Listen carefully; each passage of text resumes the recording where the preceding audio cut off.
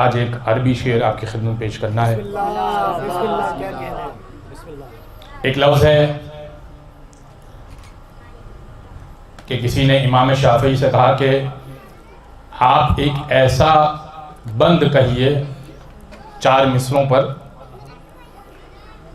कि ज़ेर ज़बर पेश तब्दील हों, लफ्ज़ एक ही रहे,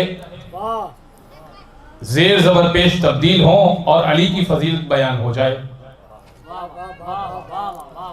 अब इमाम शाफी मोहब्बत आले मोहम्मद रखते थे। दीवान शाफी छप चुका है, मिलता है बाजार में, बहुत तवील। उन्होंने एक नज़म भी कही है। नज़म का आखिरी शेर यह है, लौ काना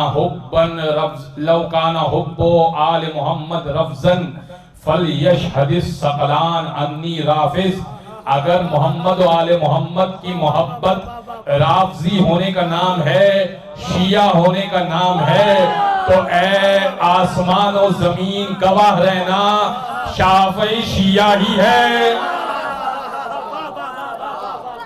ये तो उन्होंने आखिरी बंद कहा, लेकिन आखिरी शेर कहा, लेकिन जो मैं आपकी खिदमत पेश करना चाह रहा हूं, एक लफ्ज है जुन्ना, जीम नून और गोल ता। जुन्ना इसका मतलब होता है जीम के ऊपर पेश है, इसका मतलब होता है किला। इसी के ऊपर जीम के ऊपर जबर लगा दीजिए तो बन जाएगा जन्ना, ये जन्नत। ठीक है, अगर आखिर को साकिन करेंगे तो जन्ना हो जाएगा, वरना जन्नत पढ़ा जाएगा उसको। तो ये जन्ना, ये जन्नत, इसका माना कोई वाज़े करने की जरूरत नहीं है, सबको मालूम है। और जीम के नीचे जेर लगाइए तो बनेगा जिन्ना। ये भी आपको मालूम है कि इंसान भी होते हैं, जिन भी होते हैं। तो जुन्ना किला, जन्ना यानी जन्नत, जिन्ना यानी जिन। अब इमाम शाफी ने बल कहा, अलीयुन हुब्बुहु जुन्ना। अली वो है कि जिनकी मोहब्बत मजबूत किला है।